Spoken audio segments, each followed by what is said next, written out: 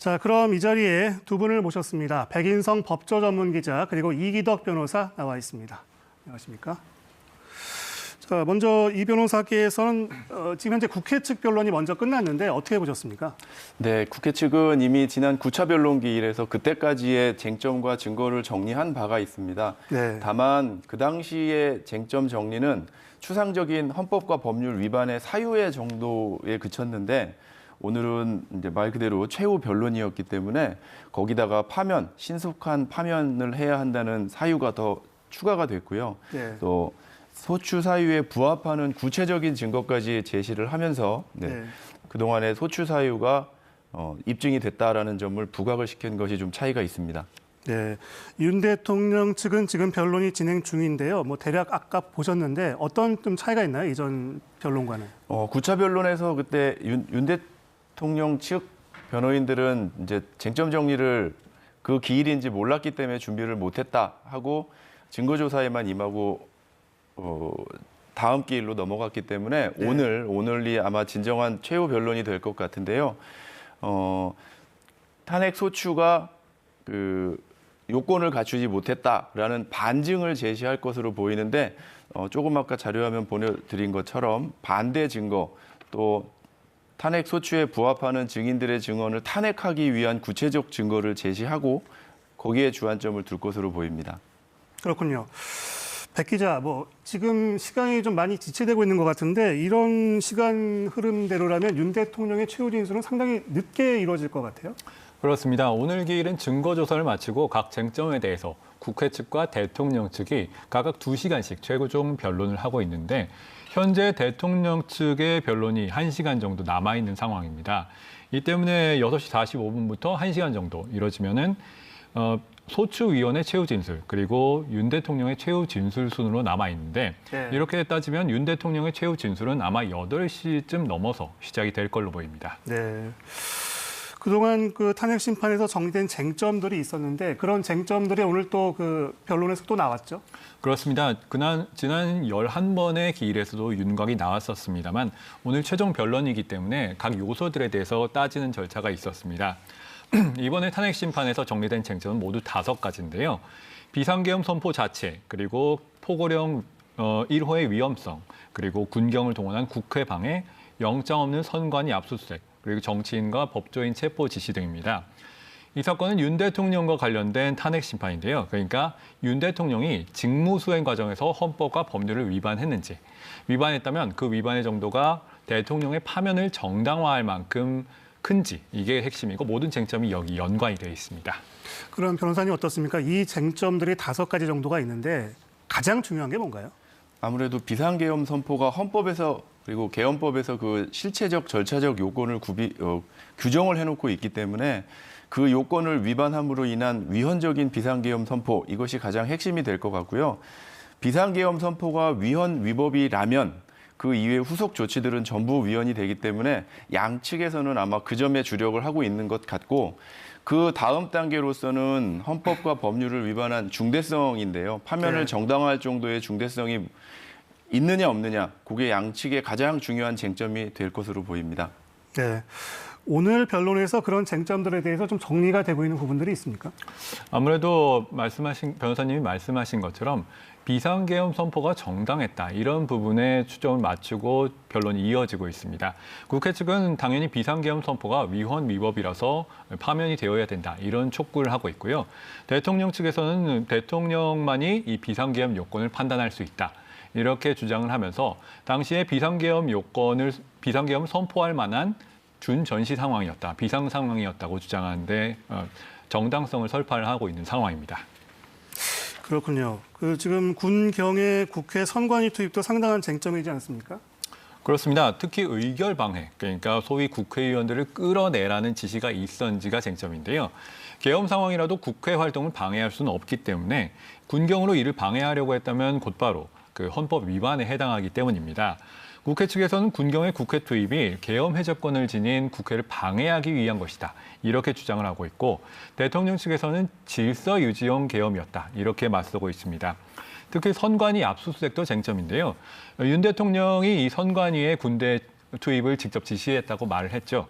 이 부분에 대해서 헌법기관의 독립성 침해다 이렇게 국회는 주장하고 있고 반면 대통령 측에서는 시스템 점검을 위한 것이었다. 아무 일도 없었다. 이렇게 맞서고 있는 상황입니다. 그럼 어떻습니까? 이런 그 쟁점에 있어서 부딪히고 있는 부분, 특히 이 군경의 국회 선관위 투입과 관련해서 이런 쟁점들은 법리적으로는 어떻게 볼 수 있을까요?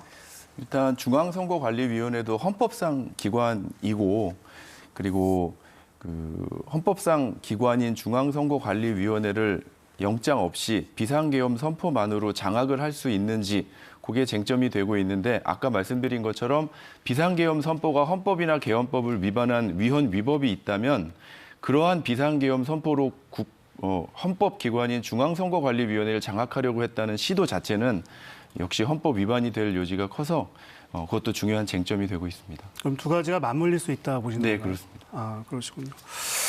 그 오늘 윤 대통령이 최후 진술을 하는데 말씀하신 대로 8시는 훌쩍 넘을 것 같아요. 근데 현직 대통령이 이렇게 헌법재판소 대심판정에서 최후 진술을 하는 건 처음 있지 않습니까? 그렇습니다. 애초에 탄핵심판 변론에 현직 대통령이 참여한 것 자체가 처음이기 때문에요. 네. 최후 진술 역시 최초 사례입니다. 정청래 소추위원 측 최후 진술에 이어서 이제 윤 대통령 최후 진술이 이어질 예정인데요. 일단 시간 제한 없는 최후 진술에서 어떤 내용이 나올지가 관심사입니다. 현재 윤 대통령은 내란 우두머리 혐의로 기소된 상태인데 2차 공판 준비 기일이 3월 24일로 잡혀 있거든요. 이 때문에 형사 재판은 즉 탄핵 심판 선고가 난 후에 다시 진행될 예정이어서 본인이 공개적으로 반론할 수 있는 기회가 드물어질 수 있기 때문입니다. 이번 계엄과 관련해서 국민에 대한 사과 내용이 있는지 또 만약에 있다면 그 분량이 얼마나 되는지 그리고 본인의 거취와 관련된 내용이 있는지가 관심사입니다. 말씀하신 대로 이제 공판 준비 기일은 3월 20일 이후로 잡혀있기 때문에 이번 재판까지 기다렸다가는 자신의 입장을 다 밝힐 수 없다. 이렇게 보고 오늘 최후 진술에서 상당히 많은 내용을 다룰 것 같다. 이런 말씀이시군요. 그렇습니다. 현재 어떤 내용이 될지 짐작이 가거나 어떻게 변호인단이 좀 전해온 얘기가 있습니까? 현재로서는 굉장히 극비리에 함구를 하고 있기 때문에 본인이 밝히기 전까지는 아직 내용을 짐작하기는 어려울 것 같고요. 네. 다만 지금까지 변론 기일에 윤 대통령이 나와서 한 내용의 발언들을 살펴보면은 네. 본인의 가장 핵심적인 쟁점이었던 비상계엄 선포의 적법성에 상당 부분을 할애할 것이다. 이렇게 예상이 되고 있습니다. 네. 당시 대통령이 자신이 판단하기에 이것은 준 전시 상황과 같은 비상 상황이었다. 이런 부분의 정당성을 상당 부분 설파할 것 같고요. 네. 또 나중에 얘기가 나오겠지만 본인이 만약에 복귀를 하게 되면 어떤 국정 상황에 대해서도 얘기를 할 것이다. 이런 예측이 다른 언론에서도 좀 나오고 있는 상황입니다. 그럼 어떻습니까? 이런 최후 진술을 이제 우리가 내용을 아직 모르지만 이 최후 진술 내용이 어떤 헌재의 결정에 영향을 미칠 수 있다고 보시나요? 법리적인 부분에서는 큰 영향을 미치긴 어려워 보입니다. 왜냐하면 최후 진술은 그 헌법재판소 심판 규칙에 따라서 피청구인에게 줄 의무가 있다. 이런 규정이 되어 있기 때문에 주는 것이지 방어권 행사의 일환으로 절차적 의미를 갖는 것이지 어떤 증거 능력이 있는 진술로 취급되지는 않기 때문에요. 앞서 말씀드린 것처럼 피청구인, 그러니까 대통령의 직무 집행에서의 법률 위반 여부를 심사하는 것이 이번 탄핵 심판이기 때문에 대통령의 최후 진술만으로 그 탄핵 심판의 존부가 결정되진 않을 것 같습니다. 네, 변호사님 어떻게 보세요? 네, 같은 생각이긴 합니다만 약간의 의미를 좀 부여하자면 아까 말씀드렸듯이 헌법과 법률을 위반했는지 여부 외에 그 위반의 중대성을 판단을 해야 하는데 네. 위반의 중대성을 판단함에 있어서는 대통령의 헌법 수호 의지 또 국민과의 신인관계가 유지되고 또 회복이 되고 있는지 요거는 판단 자료로 삼을 수 있을 것 같습니다. 그런 의미에서 대통령이 비상계엄을 선포하고 오늘 변론이 종결될 마지막 시점까지의 심경 또는 대국민 메시지가 담긴다면 그 부분은 헌법 수호의 관점이나 국민과의 신임 회복에 있어서는 고려사항이 될 수 있지는 않은가라는 생각이 듭니다. 그렇군요.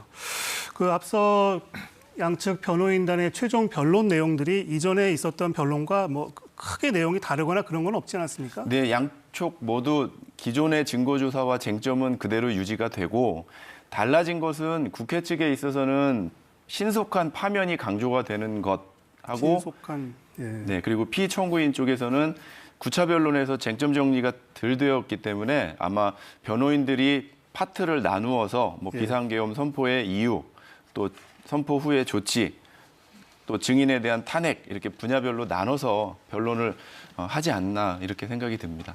근데 지난번에 그 대통령 측 변호인단이 그 최종적으로 이제 오늘이 표정 변론이 될 거라고 생각하지 못했다는 듯한 그런 뉘앙스의 그 변론을 이어갔었잖아요. 네, 그건 그렇습니다. 어떻게 보셨습니까? 네, 지난 9차 변론 기일에서 아마 그 이전에 재판장이 8차 변론 기일까지의 증거조사 및 쟁점 정리를 할 것을 고지를 했는데 아마 피청구인 쪽 대리인들은 증거조사를 하는 날인 줄 알고 아마 쟁점에 대한 어떤 개요 또는 설명을 준비해오지 못했던 것으로 알고 있습니다. 그래서 아마 재판장이 오늘 최후 변론을 할 때 피청구인 대리인들의 최후 변론 시간을 네. 그때 못 쓴 걸 할애하도록 하겠다라고 했던 것 같습니다. 그래서 그때는 증거조사 여부, 증거조사만 하고 쟁점 정리는 청구인만큼 하지 못하고 넘어갔었습니다. 그렇군요. 그러면 이제 뭐 오늘 변론이 끝나고 끝나면 이제 선고만 사실상 남은 상황인데 그 이전에도 절차가 좀 있죠? 그렇습니다. 일단 재판부 전권 사항이 있기 때문에 일단 선고 날짜를 예단하기는 어렵지만 일단 변론 종결이 되고 나면 최종적으로 집중적인 평의가 이루어집니다. 집중적인 평의를 거쳐서 선고 일자를 정하게 되고 또 만장일치로 할 것인지 이런 네. 부분을 다 정하게 됩니다. 평결을 통해서 이 결정문을 쓰는 시간도 있고요. 집중 평의가 이루어질 텐데 이런 부분을 다 거쳐서 논의가 될 것 같습니다. 앞서 2004년에 노무현 전 대통령 그리고 2017년 박근혜 전 대통령 사례를 보면은 변론 종결 후 선고까지 노 전 대통령 때 14일 그리고 네. 박 전 대통령 때 11일이 걸렸습니다. 네. 이에 준해서 보면은 한 3월 초중순 정도로 법조계에서는 선고 날짜를 예측하고 있는 상황입니다. 네. 그러면 이런 그 평의는 언제 열지 이런 것들은 아직 정확히 모르는 거죠? 그렇긴 합니다만은 일단 변론 종결이 된 다음엔 보통 다음 날부터 계속 집중 평의를 열게 되고요. 이런 네. 사건의 경우에는 신속하게 결론을 내기 위해서 네. 여러 차례 평의를 열게 됩니다.